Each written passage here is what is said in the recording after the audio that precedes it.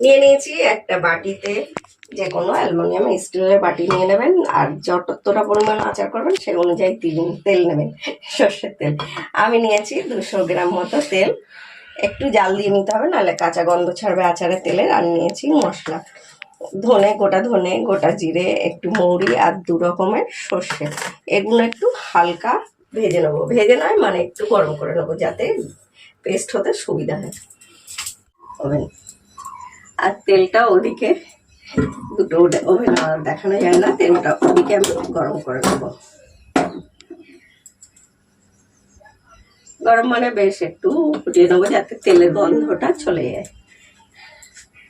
দিয়ে দেবো ধনে, মৌরি। আপনারা চাইলে এই টক আচারটায় মৌরিটা না দিতে পারেন, দেবেন, ভালো সুন্দর একটা সেন্ট বের।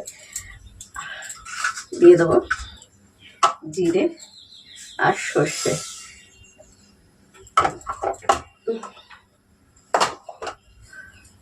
এক চামচ, চা চামচের 1 চামচ হচ্ছে মৌরি, 1-1.5 চামচ জিরে, 2 চামচ ধনে, আর তার থেকে বেশি সর্ষেটা। এটা আমরা গ্যাসটা কমিয়ে দিয়ে একটুখানি বেশ, যাতে গুঁড়োটা ভালো হয় সেই অনুযায়ী একটু হালকা গরম করে নেব, মচমচে ভাত করে নেব। বাড়িয়ে দিয়ে করবেন না, তাতে ধরে যাবে। আর দিয়ে দেবো 1 চামচ 5 ফোড়ন। 5 ফোড়নের মধ্যে মেথি, কালো জিরে সবই আছে তাই। আর আপনারা যদি আলাদা করে দিতে চান, মেথি, কালো জিরে দিয়ে দেবেন। এটা হয়ে গেছে, একটা বেশ গন্ধ বেরোচ্ছে সুন্দর, হয়ে গেছে। এটা খুব ভাজার দরকার নেই, খুব ভাজা হয়ে গেলে গন্ধটা অত হবে না।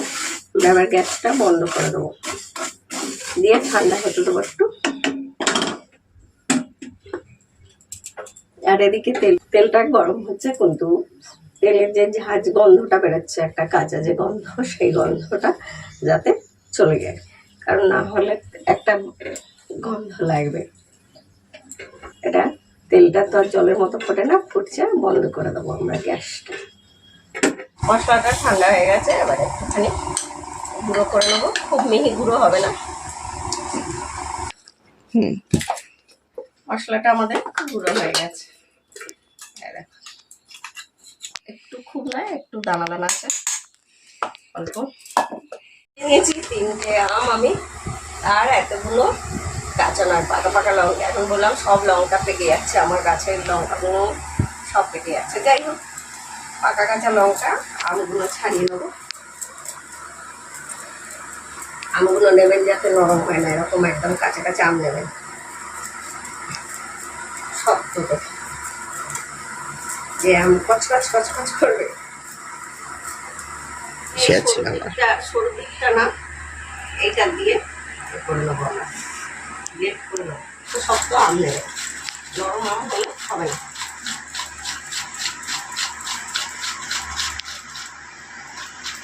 হয়ে গেছে কিন্তু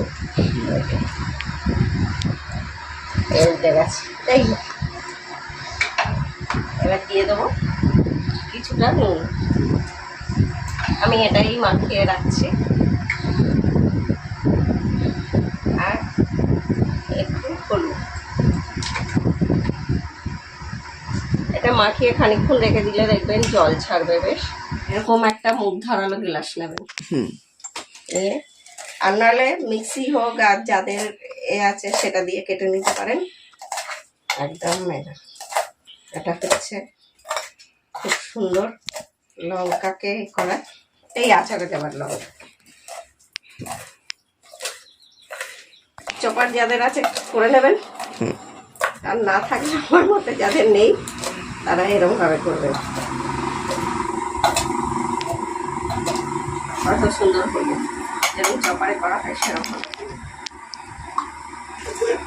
আর এই যে এটা নুন হলুদ মাখিয়ে রেখেছিলাম, এবার সেইটা রাখছি। এটা নিলে কি হবে, এবার এরকম নিতে চেপে চেপে যতটা জল বেরোয় আমাদের বের করে নিতে হবে, তাতে টকটা কমে যাবে। আর হচ্ছে আচারটা খারাপ হবে না, একদম খারাপ হওয়ার কোনো ভয় থাকবে না। আর নুন দিলেই কিন্তু জল বেরোয়। যতটা পারবো আমরা চেপে চেপে এরকমভাবে মেখে নেবো। জল বলবো না, মানে আমলের রস। এটা থাকলে কতটা টকও হতো জিনিসটা, আর আচারটা খারাপ হয়ে যাওয়ার সম্ভাবনা থাকে। দেখেছেন কেন আমাদের আচার খারাপ হয়ে যায়? এই আচারটা আপনারা পুরো 1 বছর রেখে খেতে পারবেন। এতটা 3টে আমি এবার দিয়ে দেবো লঙ্কা দেবো।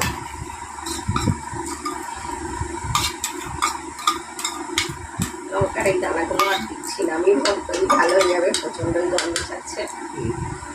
আর দিয়ে দেবো কিছুটা কাশ্মীরি লঙ্কা, যেহেতু এতটা লঙ্কা পড়ছে কাঁচা লঙ্কা, আমাদের আর লঙ্কা দেওয়ার দরকার নেই। আর দিয়ে দেবো কিছুটা নুন, কারণ হচ্ছে নুনটা বেরিয়েই গেছে।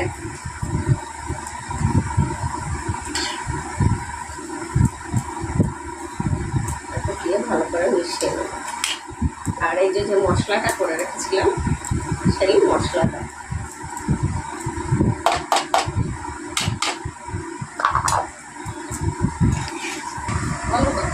চলে যাও কেন।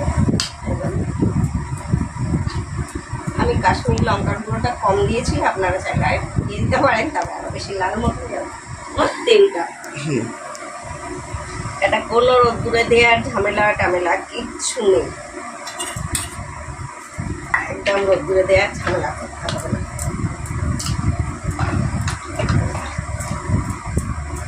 সুন্দর হয়ে গেল আমাদের দুর্দান্ত স্বাদের একটা টক টক আচ্ছা। এটা ভাতের সঙ্গে, রুটির সঙ্গে, ভাতের সঙ্গে মানে কি ডাল ডাল হলে ভাতের সঙ্গে, রুটির সঙ্গে, পরোটার সঙ্গে খেতে দারুণ লাগে। তাহলে আর দিয়ে দিতে হবে একটু ভিনিগার, যাতে আপনার আরও বেশি আচারটা বেশি দিন থাকে, কোনো খারাপ হওয়ার সম্ভাবনাই থাকে যাবে। এখানেই আজকে টক আচারের রেসিপি এখানেই শেষ। ফটোটা